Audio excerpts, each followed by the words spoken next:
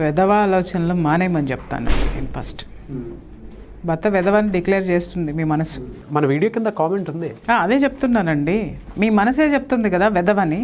నువ్వు వెధవతో ఉండడం వల్ల నువ్వు జీవితంలో ఏ విధంగా పైకి వస్తావు, నువ్వు జీవితాన్ని ఏ విధంగా సాధించాలని అనుకుంటున్నావు అంటే ఆడపిల్లలు ఎలా ఆలోచిస్తున్నారంటే నాగరాజు గారు, ఇలా ఆలోచించే వాళ్ళ ఆడపిల్లల మనస్తత్వం నిజంగా చెప్తున్నా, దానికి ఉన్న బ్యాక్గ్రౌండ్ ఏంటో చెప్తున్నా. వాళ్ళు పాపం ఎందుకంటారంటే, వాడు వెధవైనా సరే, మాకు విడాకులు ఇచ్చేసినా సరే, ఏదో ఒక రెమెడీ చెప్పండి, లేకపోతే వాడు రోజు నన్ను బాధపడుతున్నా సరే, మేము బాగుండాలి, మేము ఆనందంగా ఉండాలి, మాకు రెమెడీలు చెప్పండి అనేటటువంటి వాళ్ళు కోకొల్లలు ఉన్నారు ఇవాళ రేపట్లో నాగరాజు గారు.